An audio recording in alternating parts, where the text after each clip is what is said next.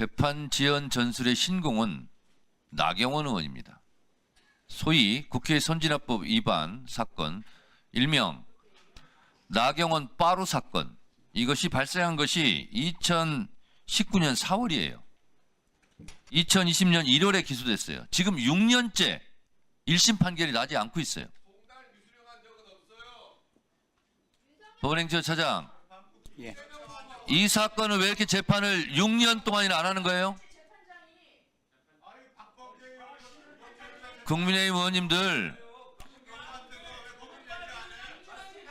나경원 의원한테 왜 이렇게 재판이 지연되는지 자료 제출 요구해서 저한테 좀 보여주세요. 국민의힘 의원들은 재판 지연 얘기를 할 때마다 나경원 의원의 빠루 사건이 국민들이 다 생각날 거니까 알아서들 하세요. 대법원이 왜 그러는 겁니까 도대체? 법원은 왜 그러는 겁니까 도대체? 자, 법원이 1심이 2년 2개월 걸렸대요. 왜 2년 2개월 걸렸어요? 차장님 이야기해 보세요. 1심 재판하는 동안 검찰이 낸, 국민 여러분 잘 들으세요. 1심 재판하는 동안 검찰이 요구한 증인이 43명이에요. 검찰이 요구한 증인만 43명이에요. 질질 끈 게 누구예요? 질질 재판 끈 게 누구예요 도대체? 검찰이 43명하고 압수수색만 수백 번 했어요. 질질 끈 게 누구예요? 그러니까 여기 와서 무슨 소리를 하는 거예요? 검찰은 이재명을 잡아서 난도질하려고 윤석열의 지령을 받아서 국힘당의 지시를 받아서 질질 끌어온 거예요. 증인만 43명 세워놓고 언제 어떻게 재판했다는 거예요? 여기서 정리합니다. 더 이상 이야기하지 마세요. 그리고 법원도 확실하게 이야기하고 법무부도 확실하게 이야기하세요. 그 다음에 윤석열 탄핵됐어요. 그런데 그 탄핵되고 파면된 윤석열 바짓가랭이를 질질 잡고 국힘당이 저렇게 있어요. 당연히 파면돼야죠. 친이 쿠데타를 일으켰어요. 윤석열, 그리고 조이대, 한덕수 화면 틀어주세요. 짜고 치는 공작이에요. 짜고 치는 공작. 짜고 치는 공작이에요. 짜고 치는 공작. 왜 내가 이렇게 이야기하는지 그 다음 화면 틀어주세요. 말씀드릴게요. 자, 법원행정처 차장님, 예. 4월 22일 조이대 대법원장이 이 재판에 끼어듭니다. 전원합의체로 회부합니다. 4월 22일에 맞습니까? 예, 맞습니다. 대법원장이 여기 끼어들어요. 대법원장이 끼어들어서 전원합의체로 회부해요. 4월 22일에. 그리고 선거 며칠에 났어요? 어제 났죠?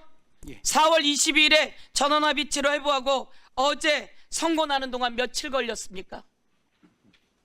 며칠 걸렸어요? 회부 이후에는 9일 걸렸습니다. 9일 걸렸죠? 9일 만에 이렇게 판결 나고 선고된 사례 있습니까? 없습니까? 전원합의체로 회부해서 9일 만에 이렇게 판결된 사례 있습니까? 없습니까? 있어요? 없어요? 답 주세요. 처음입니까? 예, 뭐 제가 알기로는 이렇게 빨리 9일 만에 된 것은 찾아보기 어려운 것 같습니다. 처음입니다, 국민 여러분. 그것도 4월 20일 전원합의체 대법원장이 끼어들어서 조이대는 누굽니까? 윤석열의 친구 아닙니까? 윤석열의 친구 조이대 대법원장으로 임명받는 그 전후 과정 속에서 이재명 사건이 올라오면 대법원에서 선거 전에 확실하게 정리하겠다라고 하는 제보를 받았어요. 조이대 대법원장, 이거 사실 아니면 이야기하세요. 우리는 제보를 받았는데 그게 사실이 아니면 이야기하세요. 대통령 선거 전에 대법원으로 이재명 사건이 올라오면 꼭 먼저 처리하겠다라고 이야기했다, 윤석열에게 라고 하는 제보를 받았는데 이게 사실인지 아닌지 몰라요. 그런데 그런 제보가 있었어요. 그러더니 진짜 이렇게 된 거예요. 이거 질의합니다. 그리고 4월 27일 날 이재명은 89.77%로 대선 후보가 확정됩니다. 그런데 4월 29일 날 조희대 대법원장이 5월 1일 날 선고할 거예요 라고 이틀 뒤에 선고를 지정해요. 이런 일도 대법원 역사상 있었습니까? 없었습니까? 차장님, 대법원 역사상 한 번도 없는 일이에요. 그리고 4월 30일에 한덕수가 대선 출마를 예고합니다. 권한대행이 정치 중립 위반입니다. 그리고 5월 1일 3시에 우리는 무죄 상고 기각하는 줄 알았어요. 그런데 2심 판결을 깨고 고법으로 파기환송합니다. 그리고 4시에 한덕수가 출마를 이야기합니다. 3시에 파기환송하고 4시에 출마를 해요.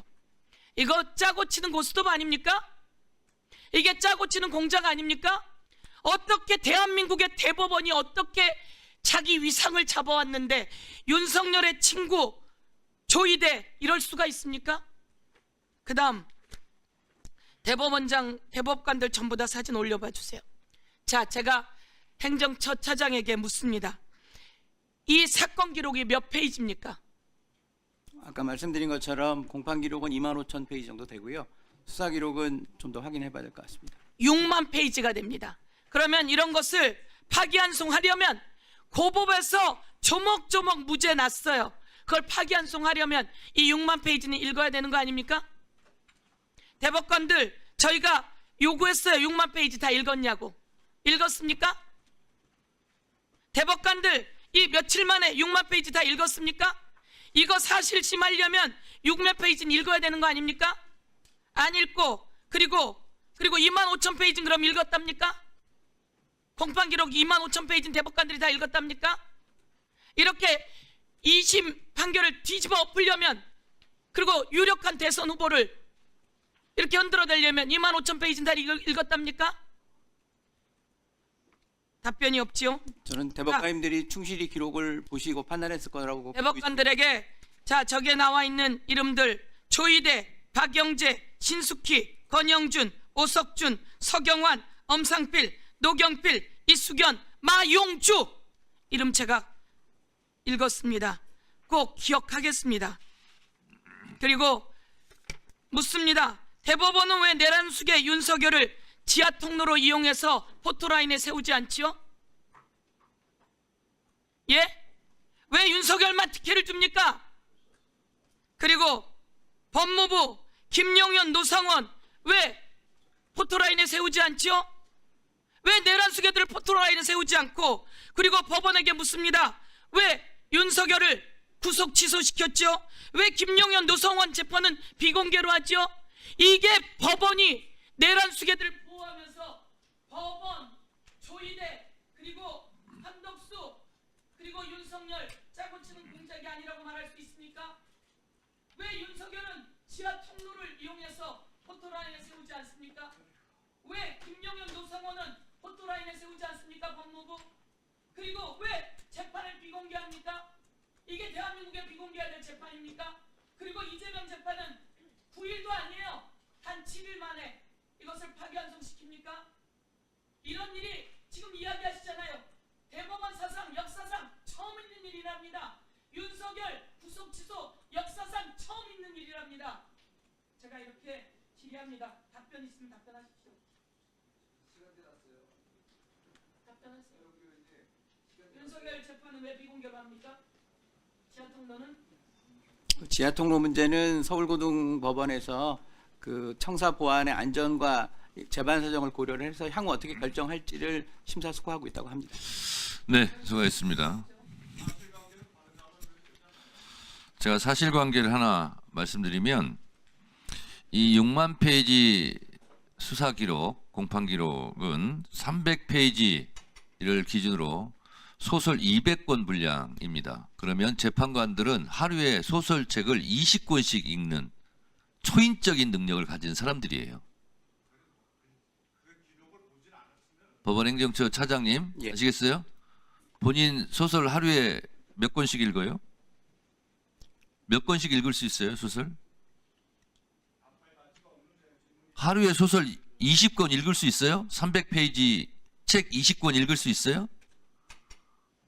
대한민국의 대법관들이 얼마나 능력이 있으면 300페이지 책 20권을 하루에 다 읽습니까? 참으로 희한한 일이고 참으로 희귀한 일이고 그래서 희대의 판결이라고 그러는 거예요. 참 부끄러운 줄 아셔야 됩니다.